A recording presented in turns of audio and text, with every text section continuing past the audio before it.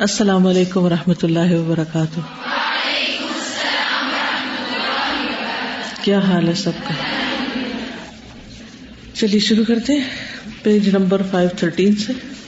نحمده ونصلی علی رسولہ الکریم، اما بعد فاعوذ باللہ من الشیطان الرجیم، بسم اللہ الرحمن الرحیم، رب اشرح لی صدری ویسر لی امری واحلل عقدۃ من لسانی یفقہوا قولی۔ سیدہ حسانہ مزنیہ رضی اللہ عنہا، ام المؤمنین سیدہ خدیجہ رضی اللہ عنہا کی سہیلی۔ زمانے جاہلیت میں ان کا نام جثامہ مزنیہ تھا۔ جب اسلام قبول کیا تو نبی کریم صلی اللہ علیہ وسلم نے ان کا نام بدل کر حسانہ مزنیہ رکھ دیا، حسان سے حسانہ، حسن۔ یہ ام المومنین سیدہ خدیجہ بنت خویلد کی گہری سہیلی تھی۔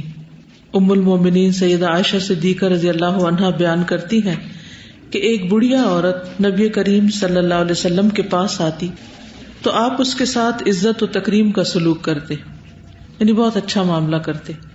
ایک دفعہ وہ بوڑھی عورت رسول اللہ صلی اللہ علیہ وسلم کے پاس آئی تو آپ نے اس سے پوچھا کہ تم کون ہو؟ اس نے کہا جثامہ مزنیہ ہوں۔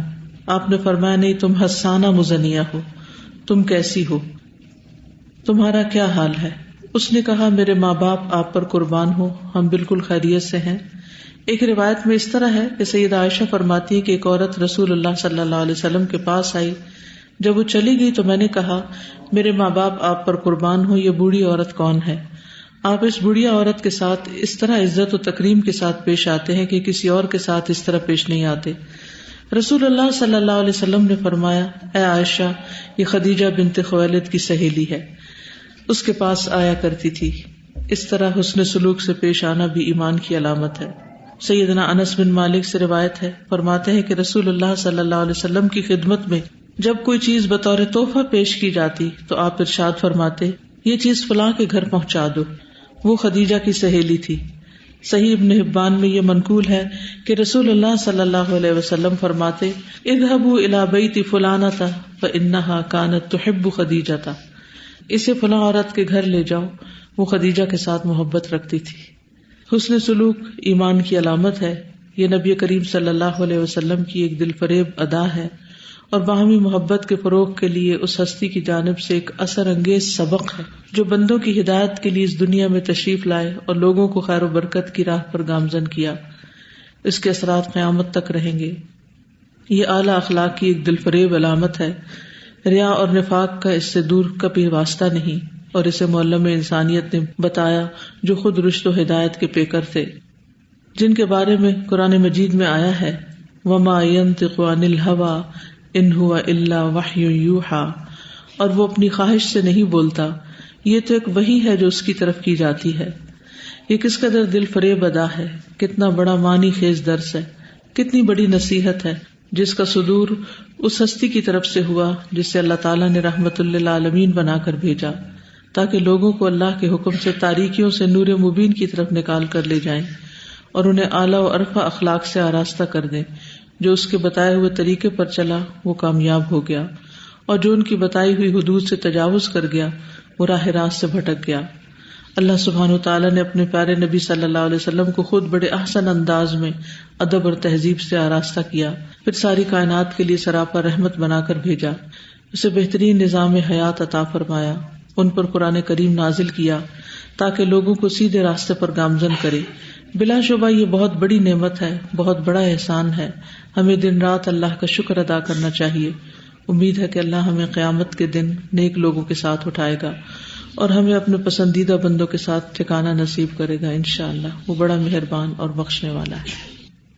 قرآن مجید سے ہمیں اور سنت رسول صلی اللہ علیہ وسلم سے ہمیں ماں باپ کے حقوق کے بارے میں پتہ چلتا ہے، رشتہ داروں کے حقوق کے بارے میں پتہ چلتا ہے، اولاد کے حقوق کے بارے میں، پڑوسیوں کے حقوق کے بارے میں، یتیموں اور مسکینوں کے بارے میں، مسافروں کے بارے میں، غلاموں کے بارے میں، اور اس کے ساتھ ساتھ سیرت سے ہمیں دوستوں کے حقوق کے بارے میں بھی پتہ چلتا ہے کہ وہ لوگ جن سے ہمارا کوئی نسب کا رشتہ نہیں ہوتا، کوئی ہمسائیگی کا رشتہ نہیں ہوتا، کوئی کام کا لین دین نہیں ہوتا، کوئی بزنس اور تجارت کا معاملہ نہیں ہوتا، ان سے ہم صرف اللہ کی خاطر محبت کرتے ہیں اور وہ ہم سے اللہ کی خاطر محبت کرتے ہیں.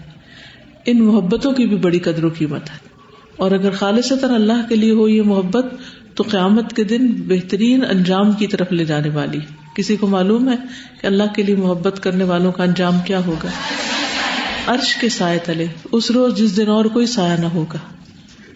کتنا بڑا انعام اور اکرام ہے.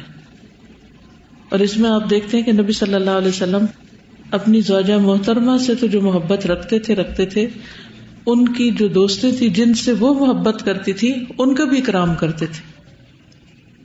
یعنی ہمارے دین میں اخلاق کا دائرہ کتنا وسیع ہے، کہاں تک انسان کے اچھے اخلاق کے اثرات جانے چاہیے اور اچھے معاملات ہونے چاہیے. یعنی ان لوگوں کے ساتھ تو ہم اچھا کرتے ہیں یا کرنا چاہیے جن کا ہم پر کوئی احسان ہوتا ہے، لیکن ان لوگوں کے ساتھ اچھا جن کا ہم پر کوئی احسان بھی نہیں ہوتا. یعنی نبی صلی اللہ علیہ وسلم کا حضرت خدیجہ کی دوستوں سے کیا لینا دینا؟ انہوں نے نبی صلی اللہ علیہ وسلم کے ساتھ کیا کیا؟ کچھ بھی نہیں. لیکن چونکہ وہ حضرت خدیجہ کی دوستی تھی، حضرت خدیجہ کی محبت تھی ان سے، تو آپ ان کی محبت کی وجہ سے ان سے محبت کرتے تھے، ان کا اکرام اور تعظیم کرتے تھے. یعنی کتنا انسانی ہمدردی اور انسانی جذبات کا خیال اور محبت کی پاسداری. یعنی کہ دنیا کا کوئی دین، کوئی مذہب ایسا ہوگا کہ جس میں محبت کرنے والوں کے جو محبت کرنے والے ہیں یا جن سے ان کو محبت ہے ان کا ساتھ بھی اچھا سلوک کیا جائے، ان کا بھی خیال رکھا جائے. اسی طرح حضرت عائشہ کے بارے میں بھی آتا ہے کہ جب ان کی سہیلیاں آتی تھیں اور وہ ان کے ساتھ کھیلتی تھیں تو جب نبی صلی اللہ علیہ وسلم گھر آتے تھے تو وہ ایک دم چھپ جاتی، تو آپ ایک ایک کو ڈھونڈ کر حضرت عائشہ کے پاس بھیجتے کہ تم جاؤ اور کھیلو، یعنی میری وجہ سے ڈرو نہیں، کھیل بند نہیں کرو.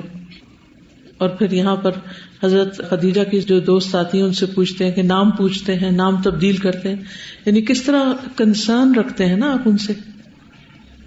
اور پھر یہ کہ جب حضرت خدیجہ فوت بھی ہو جاتی، اگر زندہ ہوتی تو زندہ ہونے میں تو پھر انسان خیال کر لیتا ہے کہ چلو جس سے میری محبت ہے یا جو مجھ سے محبت کرتا ہے اس کا دل رکھنے کے لیے میں اس کے دوستوں سے اچھا سلوک کروں.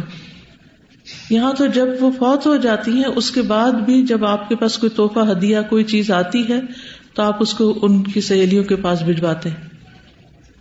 یعنی اس سے بلند اخلاق کیا ہو سکتا ہے کہ دنیا سے جانے والوں، فوت ہو جانے والوں کے ایسے حقوق کا خیال رکھا جائے، ان خواہشات کا خیال رکھا جائے اور ان کی عزت و تکریم کی جائے اس انداز کے ساتھ. اور پھر یہ ہے کہ جو دوستی نبھانا ہوتی ہے یہ بھی ایک بہت بہترین اخلاق ہوتا ہے، کیونکہ بعض اوقات ہم جذبات میں آ کے کسی کو دوست بنا لیتے ہیں لیکن اس کے تھوڑی دیر بعد لڑ بیٹھتے ہیں اور بات بات پہ لڑ بیٹھتے ہیں. اتنا تنگ دل ہے، ذرا سی بات پسند آئی اس پہ جھگڑا شروع کر دیا، بات کم کی اور موڈ زیادہ دن آف رکھا. یہ اسلامی اخلاق نہیں ہے اور یہ اسلامی دوستی نہیں ہے. یہ صرف نفسانی دوستی. جو دوستی اللہ کے لیے ہوتی ہے اس میں اختلاف بھی ہو جاتا ہے، اس میں کوئی بات ناگوار بھی ہو جاتی ہے، لیکن ایک دوسرے پر احسان کرنا اور ایک دوسرے کے حقوق کا خیال کرنا، اور پھر صرف زندگی کی حد تک نہیں، مرنے کے بعد بھی کتنی بڑی بات ہے. اسی طرح والدین کے دوست جو ہوں، یعنی یا تو بیوی کے دوست کی بات ہو رہی ہے نا، والدین کے جو دوست ہوں ان کے ساتھ بھی اچھا سلوک کرنا چاہیے والدین کے فوت ہونے کے بعد. زندگی میں تو کرتا ہی انسان، زندگی میں کیوں کرتا ہے کہ والدین کی خاطر یا بیوی کی خاطر، لیکن فوت ہونے کے بعد تو کوئی پوچھ نہیں سکتا کہ تم نے میری سہیلی کو کیوں نہیں پوچھا یا کچھ بھیجا کیوں نہیں. پھر اسی طرح بیوی ہونے کے ناطے یا بیٹی ہونے کے ناطے باپ کے جب دوست گھر پر آئیں یا شوہر کے دوست گھر پر آئیں تو ہمارا کیا طرز عمل ہوتا ہے؟ ہم ان کی کتنی عزت کرتے ہیں یا ان کا کتنا احترام کرتے ہیں یا ان کا کتنا خیال کرتے ہیں، ان کے ساتھ ہمارا کیا معاملہ ہوتا ہے. تو ہم سب سنت نبی صلی اللہ علیہ وسلم اور سیرت کے آئینے میں اپنے اخلاق کو پہچانیں، کیونکہ قیامت کے دن سب سے بھاری نیکی اس کی ہوگی جس کا اخلاق اچھا ہوگا. یعنی میزان میں سب سے وزنی نیکیاں جو ہیں وہ اچھے اخلاق کی ہیں. چلے آپ میں سے کوئی کچھ کہنا چاہتا ہے؟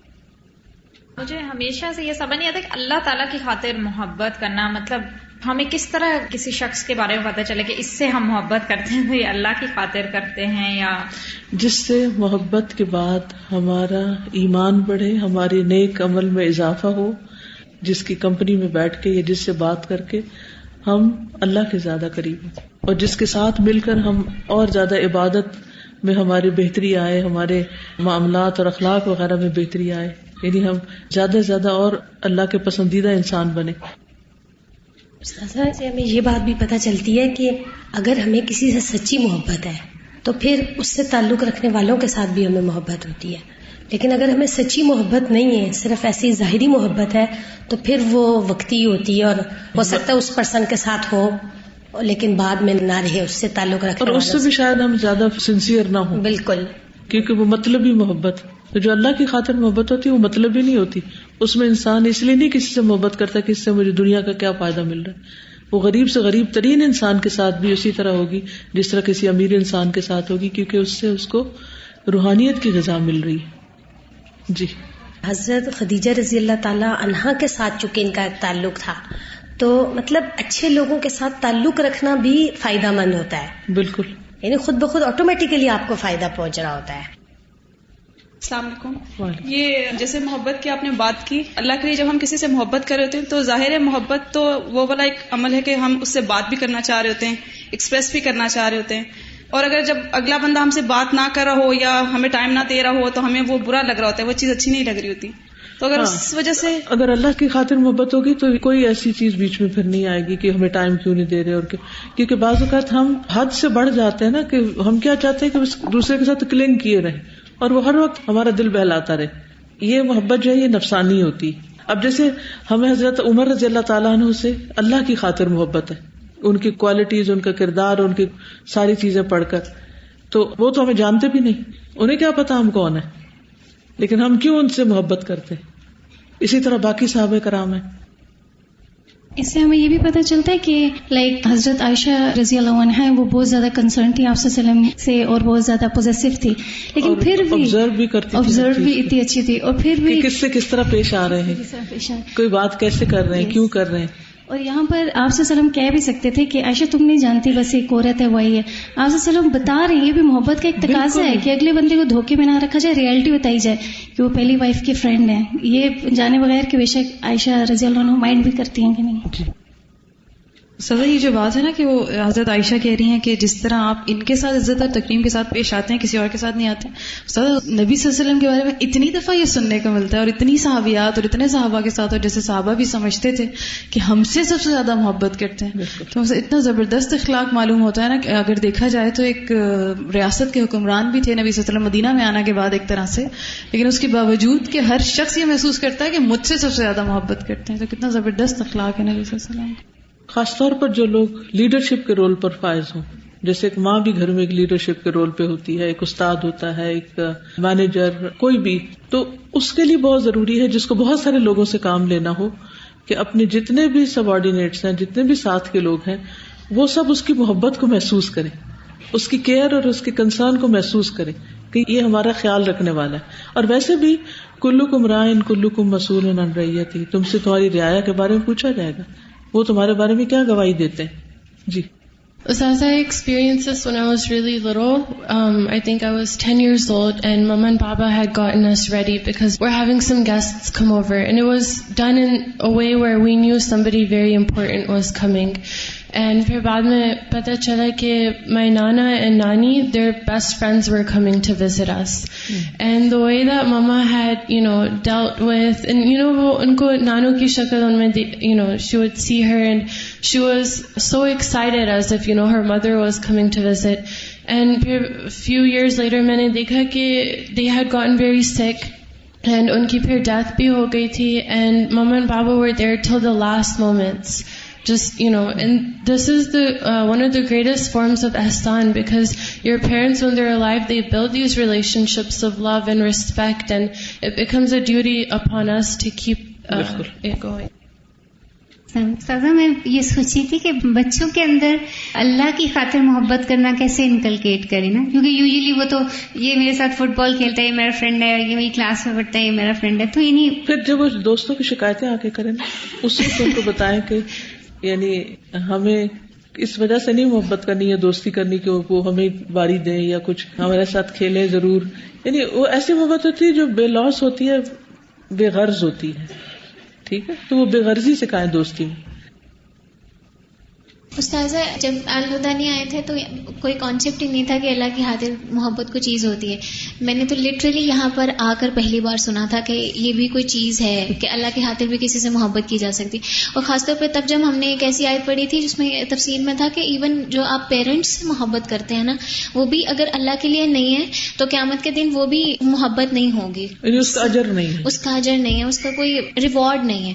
تو واقعی میں اب جب تھوڑی سی فرینڈشپ میں 2-3 سمٹمس آتے ہیں نا جو اللہ کی محبت کی خاطر ہیں، جب وہ پتہ لگتے ہیں کہ صرف یہ اسپیسیفکلی صرف اللہ کی محبت کے لیے ہم ان سے مل رہے ہیں یا ان کی عیادت کریں، اتنی دل کو خوشی ملتی ہے کہ واقعی اب تھوڑا سا کانسیپٹ آ گیا الحمدللہ کہ ہم اللہ کی محبت. اس میں بیسیکلی ریٹرن نہیں چاہتے نا، لا نرید منکم جزاء ولا شکورا، اور اس میں انسان کتنا ہلکا رہتا ہے. اور اگر جزا اور شکور کی توقع رہے تو پھر صرف کڑن اور جلن کے سوا کچھ نہیں ملتا. Assalamu alaikum. I feel like we always have friends, and then the friends of our friends that you're also supposed to love, you get jealous. And you're like, why don't they spend as much time with me? Why are they spending it with this third person? And also it's seen very commonly that now it's called tough love. And when you use and abuse a person, and then at the end of the day you just say, oh, but I love you. And you feel like that makes up for all the wrong you've done and that you've proven that you love the person. So I think it's important to show that you care and that you love for someone through your actions and your speech. ایک صحابیہ اور پڑھ لیتے.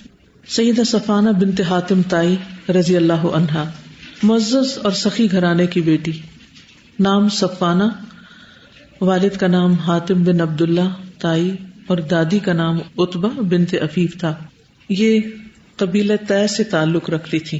طے اسی سے تائی ہے، اور یہ قبیلہ جو تھا یہ یمن میں آباد تھا. حاتم اس کا سردار تھا. حاتم تائی کے قصے سنے ہوگے سخاوت وغیرہ کے.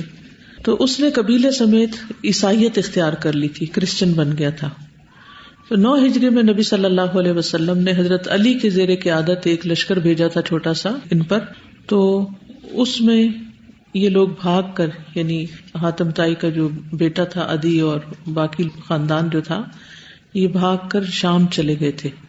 تو وہ جو بھگدڑ مچی بھاگ دوڑ کی، تو اس میں صفانہ جو تھی وہ الگ رہ گئی اور وہ مسلمانوں کے ہاتھ آ گئی. تو مسلمان اسے قید کر کے مدینہ لے آئے تھے، اور پھر وہ نبی صلی اللہ علیہ وسلم کے پاس ایک جنگی قیدی کی حیثیت سے تھی. پھر آپ نے ان کو آزاد کیا. پھر ان کے بھائی عدی جو تھے وہ واپس آئے نبی صلی اللہ علیہ وسلم کے پاس اور اسلام قبول کیا. دادی کا نام عتبہ بنت عفیف تھا، جس نے اپنے بیٹے کو جود و کرم ورثے میں دیا، اور وہ اپنے زمانے کا مشہور و معروف سخاوت کا پیکر بنا. پھر سخاوت کا عنصر صفانہ کو باپ اور دادی کی طرف سے ورثے میں ملا. سیدہ صفانہ کی دادی کا مال تلف کر لیا گیا. اس کے بھائیوں نے اس کا سارا مال غصب کر رکھا تھا. ان کا اس کے مال پر عرصے دراز تک غاصبانہ قبضہ رہا. پھر انہوں نے اونٹوں کا ایک ریوڑ اسے دے دیا. جب وہ اونٹ صفانہ کی دادی کے ملکیت میں آئے تو اس کے پاس ایک ضرورت مند عورت آئی اور اس سے مدد کا سوال کیا. تو اس نے مانگنے والی عورت کو سارے اونٹ دے دیے.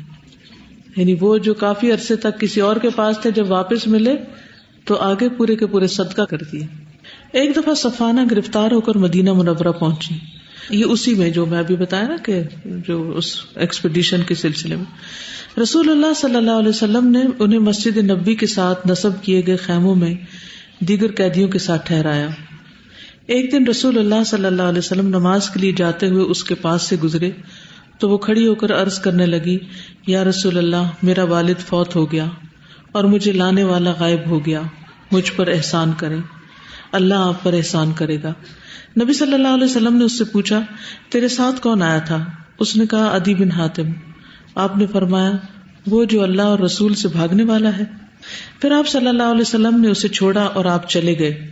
دوسرے دن رسول اللہ صلی اللہ علیہ وسلم اس کے پاس سے گزرے تو اس نے پھر اپنا مطالبہ دہرایا، لیکن رسول اللہ صلی اللہ علیہ وسلم نے اس کا کوئی جواب نہیں دیا. وہ مایوس ہو گئی، اس نے کوئی بات نہ کی اور خاموشی اختیار کر لی. رسول اللہ صلی اللہ علیہ وسلم کی سخاوت ان کی سخاوت پر فوقیت لے گئی. جب تیسرے دن رسول اللہ صلی اللہ علیہ وسلم سیدہ صفانہ کے پاس سے گزرے تو رسول اللہ صلی اللہ علیہ وسلم کے پیچھے سے ایک شخص نے صفانہ کو اشارہ کیا کہ آپ اپنا مطالبہ پھر پیش کر دو، یعنی پھر آزادی مانگو. وہ کھڑی ہوئی اور عرض کیا، اے اللہ کے رسول، والد فوت ہو گیا، مجھے لانے والا غائب ہو گیا، مجھ پر احسان کرے، اللہ آپ پر احسان کرے گا۔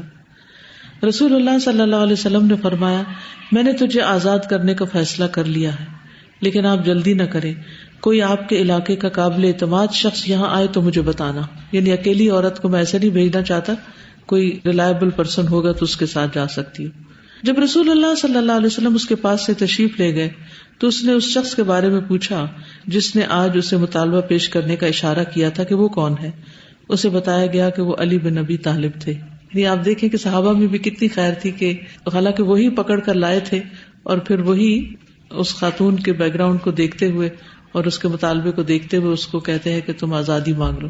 یعنی آپ چاہتے تو وہاں سے پکڑ کے ہی نہ لاتے، لیکن وہ ایک الگ فریضہ تھا اور یہاں ایک الگ اخلاقی رویہ تھا۔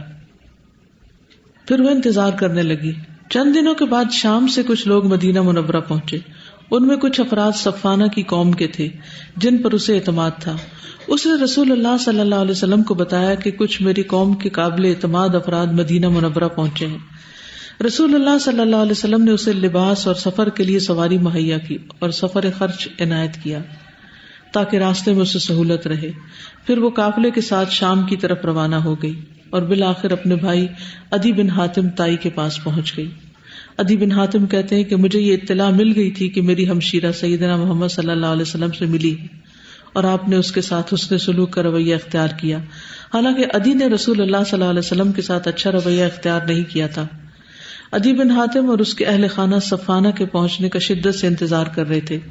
عدی نے دیکھا کہ دور سے ایک ہودج ان کی طرف آ رہا ہے۔ ہودج ہوتا ہے جو اونٹ کے اوپر وہ رکھتے ہیں نا پالان، اور اس کے اوپر جو کور کر کے پالکی جیسے ہوتی ہے نا، اس میں ایک عورت ہے اور ہودج ان کی طرف بڑھتا آ رہا ہے۔ جب وہ قریب آ گئی تو عدی نے بآواز بلند کہا، آہا صفانہ میری بہن آ گئی۔ وہ صفانہ ہی تھی۔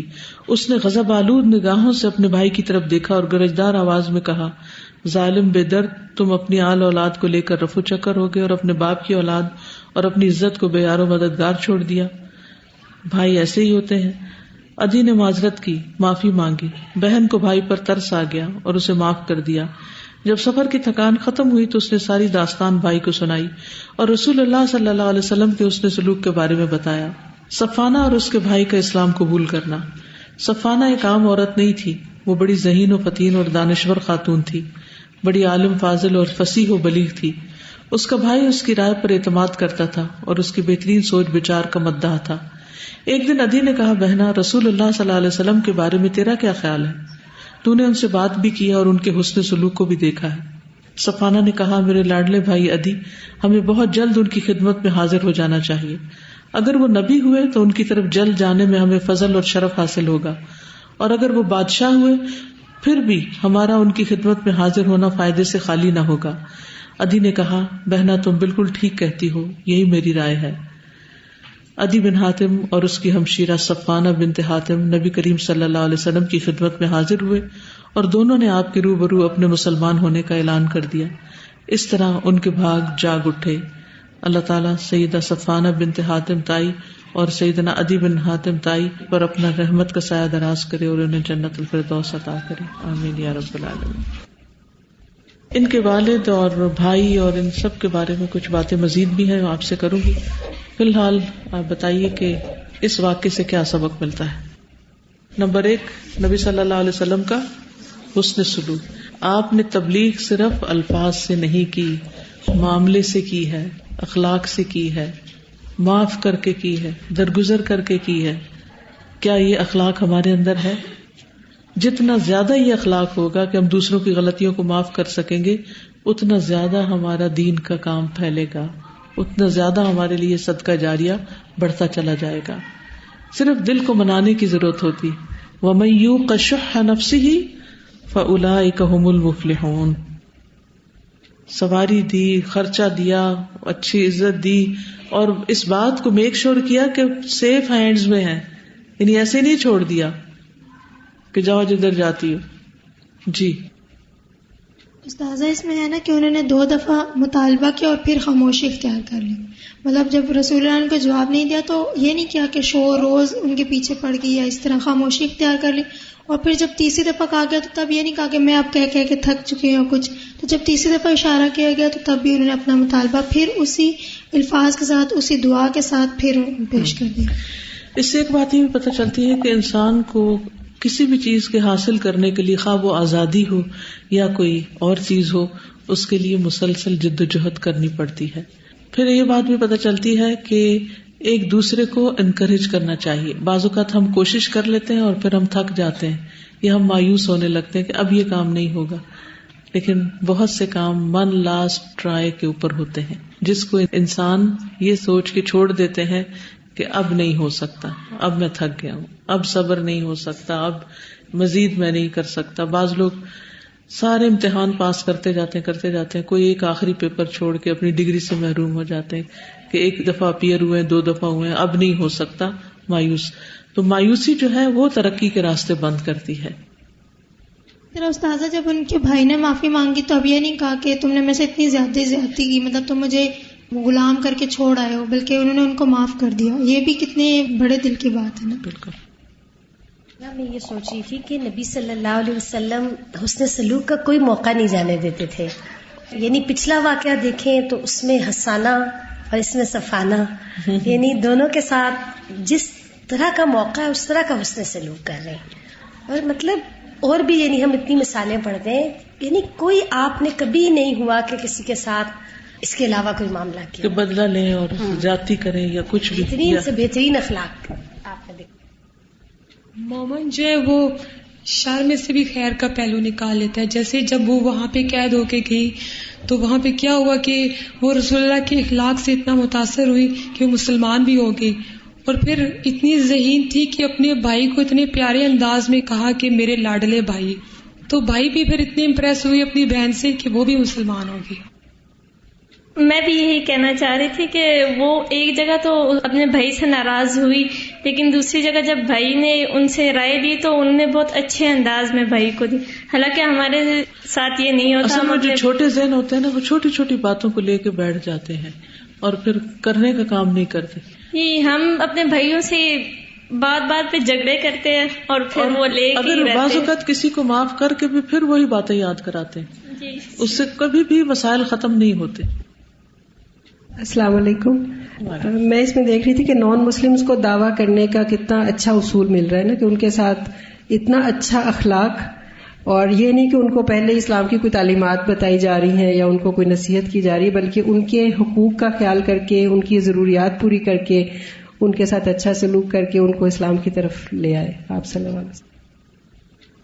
صفانہ بنت حاتم جو تھی, ان کے والد جو تھے وہ حاتم تائی تھے جن کے قصے مشہور ہیں سخاوت کے, لیکن اس کی وہ سخاوت جو تھی وہ اس کو قیامت کے دن کچھ فائدہ نہ دے گی, کیونکہ نیت ٹھیک نہیں تھی. نیت شہرت تھی کہ میں سخی مشہور ہو جاؤں. اس بارے میں مسند احمد میں روایت آتی ہے عدی بن حاتم کی. وہ کہتے ہیں کہ میں نے عرض کیا یا رسول اللہ صلی اللہ علیہ وسلم, میرے والد صلہ رحمی کرتے اور فلاں فلاں کام کرتے تھے, یعنی کس سے سنا ہے ان کی سخاوت کے. نبی صلی اللہ علیہ وسلم نے فرمایا تمہارے باپ کا ایک مقصد تھا, یعنی شہرت, جو اس نے پا لیا, اس نے اللہ کی خاطر نہیں کیا. اسی طرح ابن جدان کے بارے میں آتا ہے نا کہ وہ صلہ رحمی کرتا تھا, لوگوں کے ساتھ اس نے سلوک کرتا تھا, تو کیا وہ جنت میں جائے گا؟ تو آپ نے فرمایا اس نے ایک دن بھی نہیں کہا رب اغفر لی خطیئتی یوم الدین, کہ اللہ قیامت کے دن میری خطاؤں کو معاف کر دینا. وہ یہ سب کچھ دنیا میں دکھاوے کے لیے کرتا تھا. تو مسلم ہو یا نان مسلم کوئی بھی ہو, اگر انسان کوئی بھی نیکی دکھاوے کے لیے کرتا ہے تو اس کا فائدہ اس کو آخرت میں نہیں پہنچے گا. ان کا قبیلہ جو تھا وہ طے کہلاتا تھا, طوئے کے ساتھ, اور ان کی طرف سے ملنے والے صدقے پر نبی صلی اللہ علیہ وسلم نے بہت خوشی کا اظہار کیا. عدی بن حاتم کہتے ہیں کہ میں عمر بن خطاب کے پاس آیا تو انہوں نے مجھ سے فرمایا وہ پہلا صدقہ جس سے رسول اللہ صلی اللہ علیہ وسلم اور آپ کے صحابہ کے چہرے کھل اٹھے وہ قبیلہ طے کے صدقے کا مال تھا جسے تم لے کر رسول اللہ صلی اللہ علیہ وسلم کی خدمت میں آئے تھے. عدی بن حاتم کے قبول اسلام کا واقعہ تھوڑی سی مزید تفصیل کے ساتھ یہاں بیان کیا جاتا ہے. یہ سنن ترمذی کی روایت ہے. عدی بن حاتم کہتے ہیں کہ میں رسول اللہ صلی اللہ علیہ وسلم کی خدمت میں حاضر ہوا. آپ مسجد میں بیٹھے ہوئے تھے. لوگوں نے عرض کیا یہ عدی بن حاتم ہے. میں کسی امان اور تحریر کے بغیر آ گیا تھا.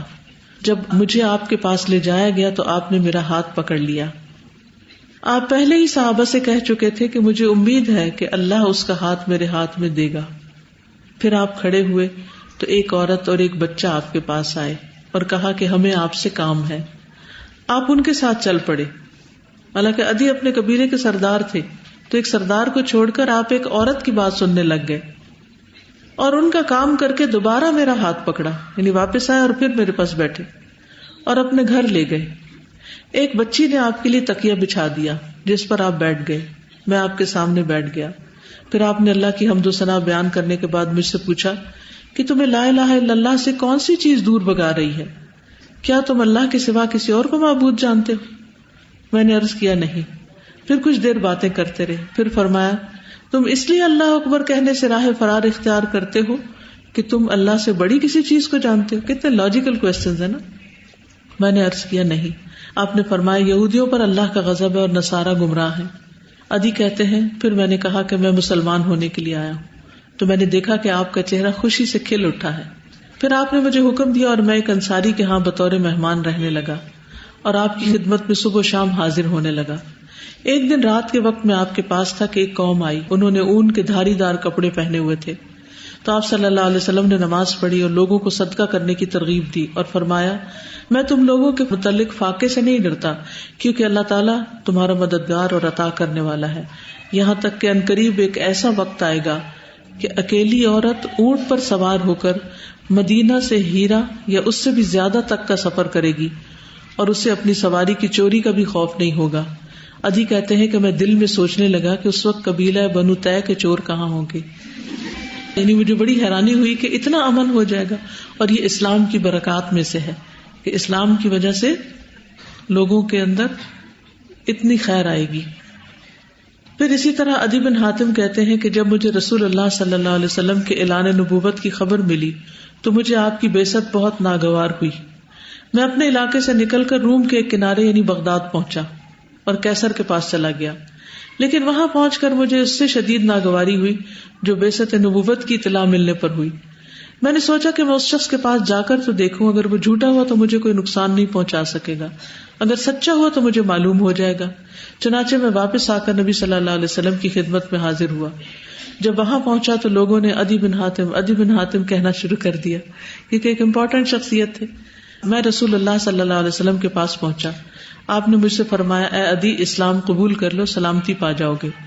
3 مرتبہ آپ نے یہ جملہ دہرایا. میں نے عرض کیا میں تو پہلے سے ایک دین پر قائم ہوں. آپ نے فرمایا میں تم سے زیادہ تمہارے دین کو جانتا ہوں, یعنی تم جس دین پر ہو میں اس کے بارے میں زیادہ انفارمیشن رکھتا ہوں. میں نے عرض کیا آپ مجھ سے زیادہ میرے دین کو جانتے ہیں؟ آپ نے فرمایا ہاں. کیا تم رکوسیہ میں سے نہیں ہو جو اپنی قوم کے 1/4 مال غنیمت کھا جاتے ہیں؟ میں نے کہا کیوں نہیں. آپ نے فرمایا حالانکہ یہ تمہارے دین میں حلال نہیں. تو آپ اپنی اس بات سے آگے نہ بڑھے کہ میں آپ کے آگے جھک گیا. پھر آپ نے فرمایا میں جانتا ہوں کہ تمہیں اسلام قبول کرنے سے کون سی چیز منع کر رہی ہے. تم یہ سمجھتے ہو کہ اس دین کے پیروکار کمزور ہیں اور ایسے لوگ ہیں جن میں کوئی طاقت نہیں, یعنی تم غریب لوگ دیکھتے ہو کہ اسلام کی طرف آئے ہوئے تو اس چیز سے تم رکتے ہو کہ تمہارے اسٹیٹس کے خلاف ہے یہ بات کہ انہیں عرب نے دھتکار دیا. یہ بتاؤ تم ہیرا شہر کو جانتے ہو؟ میں نے عرض کیا کہ دیکھا تو نہیں البتہ سنا ضرور ہے. آپ نے فرمایا اس ذات کی قسم جس کے ہاتھ میں میری جان ہے, اللہ اس دین کو مکمل کر کے رہے گا, یہاں تک کہ ایک عورت اونٹ پر سوار ہو کر ہیرا سے نکلے گی اور وہ کسی محافظ کے بغیر بیت اللہ کا طواف کر کے آئے گی. اور عنقریب کسرا بن ہرمز کے خزانے فتح ہوں گے. میں نے تعجب سے پوچھا کسرا بن ہرمز کے خزانے, یعنی مسلمان وہ فتح کر لیں گے؟ اتنے دور تک پہنچے گی بات. آپ نے فرمایا ہاں کسرا بن ہرمز کے, اور عنقریب اتنا مال خرچ کیا جائے گا کہ اسے قبول کرنے والا کوئی نہیں رہے گا. یہ قابل غور جملہ ہے. اتنا مال خرچ کیا جائے گا, دینے والے اتنے زیادہ ہو جائیں گے کہ لینے والا کوئی نہیں رہے گا. عدی بن حاتم فرماتے ہیں کہ واقعی اب ایک عورت ہیرا سے نکلتی ہے اور کسی محافظ کے بغیر بیت اللہ کا طواف کر کے جاتی. یعنی عدی کے زندگی میں ہی یہ سین انہوں نے دیکھ لیا. کسرا بن ہرمز کے خزانوں کو فتح کرنے والوں میں تو میں خود بھی شامل تھا, اس فوج میں تھے, اور اس ذات کی قسم جس کے ہاتھ میں میری جان ہے، تیسری بات بھی وقوع پذیر ہو کر رہے گی، کیونکہ رسول اللہ صلی اللہ علیہ وسلم نے اس کے بارے میں بھی کہہ دیا. نبی صلی اللہ علیہ وسلم نے ان کو ایک اور موقع پر بھی جو تعلیم دی، کیونکہ یہ صبح شام آپ کے پاس حاضر ہوتے تھے. عدی بن حاتم سے روایت ہے کہ میں نبی صلی اللہ علیہ وسلم کی خدمت میں حاضر ہوا اس حال میں کہ میری گردن میں سونے کی سلیب تھی، کیونکہ عیسائی تھے. تو آپ نے فرمایا عدی اس بت کو اپنے سے دور کر دو. پھر میں نے آپ کو سورۃ برات کی آیات پڑھتے ہوئے سنا، اتخذوا احبارهم ورهبانهم اربابا من دون اللہ، کہ انہوں نے اپنے عالموں اور درویشوں کو اللہ کے سوا رب بنا لیا ہے. پھر آپ صلی اللہ علیہ وسلم نے فرمایا وہ لوگ ان کی عبادت تو نہیں کرتے تھے، لیکن اگر علماء ان کے لیے کوئی چیز حلال قرار دیتے تو اسے وہ حلال سمجھتے، اور اگر وہ کوئی چیز حرام قرار دیتے تو اسے وہ حرام سمجھتے تھے. کیونکہ انہوں نے کہا نا عدی نے کہ ہم تو ان کو اپنا الہ نہیں سمجھتے. تو کہا کہ کیا تم ایسا نہیں کرتے کہ اگر وہ کوئی چیز حلال یا حرام کرے تو تم اس کو ویسے ہی قبول کرو؟ کہا ہم یہ تو کرتے ہیں. آپ نے فرمایا یہی الہ بنانا ہے. پھر اسی طرح ان کی معصومیت پر نبی صلی اللہ علیہ وسلم نے ان سے ایک مزاح بھی کیا تھا. عدی بن حاتم کہتے ہیں کہ جب یہ آیت نازل ہوئی حتی یتبین لکم الخیط الابیض من الخیط الاسود، تو میں نے ایک سفید دھاگا اور ایک کالا دھاگا لیا اور ان دونوں کو اپنے تکیے کے نیچے رکھ لیا. پھر میں نے دیکھا تو مجھے کوئی فرق واضح نہیں لگا. میں نے رسول اللہ صلی اللہ علیہ وسلم سے اس کا ذکر کیا تو آپ ہنس پڑے.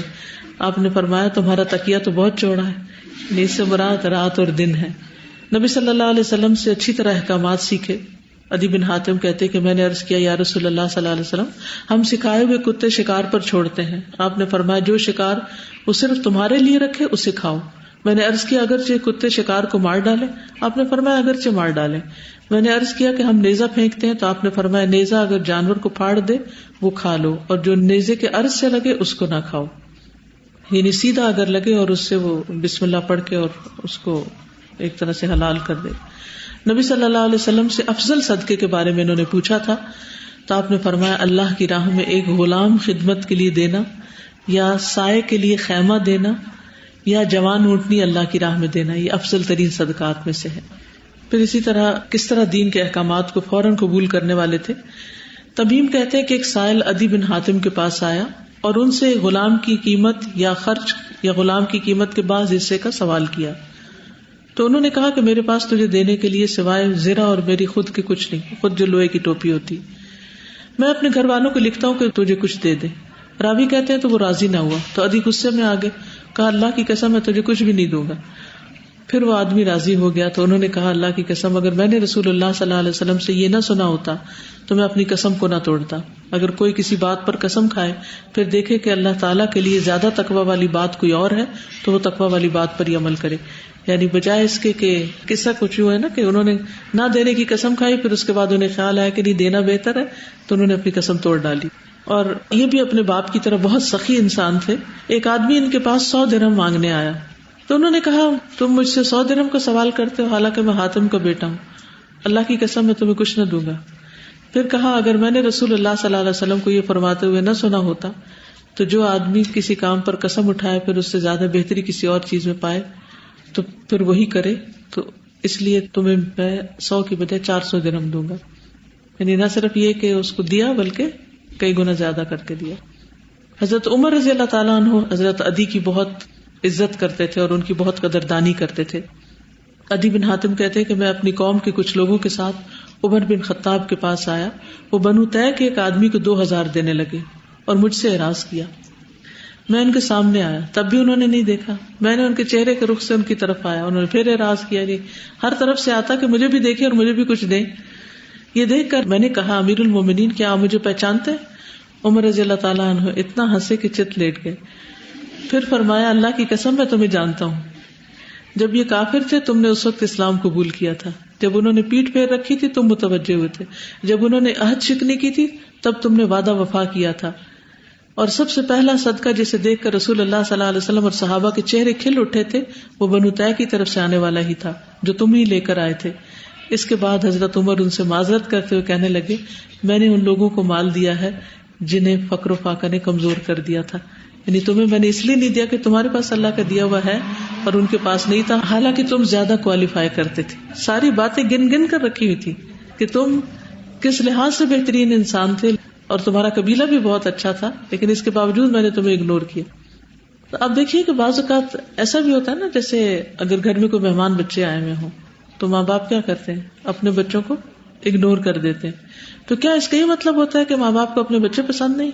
لیکن بچے اس کو بہت شکوہ کرتے ہیں، آپ نے اس کو یہ چیز دے دی اور مجھے نہیں دیا اور میرے ساتھ یہ کیا. اور پھر بعض بچے تو یہ بھی سوچنے لگتے ہیں کہ ہمارے ماں باپ سوتیلے ہیں، اس لیے ہمارے ساتھ اچھا سلوک نہیں کرتے، اور فلاں کے ساتھ، خصوصاً اگر جوائنٹ فیملی سسٹم ہو تو اس میں ایسے مسائل زیادہ ہو جاتے ہیں.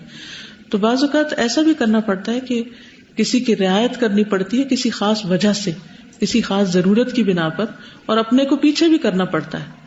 اس میں یہ تھا کہ جیسے وہ بیٹی میری بیٹھی ہوئی ہے، اس کو اچھی طرح ایکسپیرینس ہوگا اس بات کا، اور یہ کبھی شیئر بھی کر سکتی ہے آپ سے کہ بہت دفعہ ایسا ہوتا تھا کہ میں ان بچوں کو تھوڑا پیچھے کر دیتی تھی، اور جو الہدا کے اسٹوڈینٹس ہوتے تھے یا اسٹاف ہوتا تھا یا جو ہم سب مل جل کر ایک ہی گھر میں رہتے تھے، تو ان کو میں زیادہ ٹائم بھی دے دیتی یا زیادہ توجہ دے دیتی تھی کیونکہ کام کی ضرورت ایسی ہوتی تھی. لیکن الحمدللہ اللہ تعالیٰ نے ان کے دل بھی بڑے کیے اور اس سب چیز کو خوشی سے لیا. لیکن جب سمجھ نہیں تھی زیادہ تو محسوس بھی کرتے تھے، یعنی وہ بیٹیاں آپ کو زیادہ پسند ہیں. تو بعض اوقات ایسا ہوتا ہے کہ انسان کو اپنے آپ کو پیچھے کرنا پڑتا ہے، اپنے پیاروں کو پیچھے کرنا پڑتا ہے، اور یہ سب کچھ بھی کس لیے؟ اللہ کی خاطر یا اللہ کے دین کی خاطر. اچھا، یہ وہ پہلے انسان تھے جنہوں نے حضرت عمر کو امیر المومنین کہا تھا. ابن شہاب کہتے ہیں کہ عمر بن عبدالعزیز نے ابو بکر بن سلمان بن حسمہ سے پوچھا کہ ابو بکر رضی اللہ تعالیٰ عنہ خطوط میں لکھا کرتے تھے من ابی بکر خلیفۃ رسول اللہ، پھر عمر لکھا کرتے من عمر بن خطاب خلیفۃ ابی بکر، تو سب سے پہلے امیر المومنین کس نے لکھا؟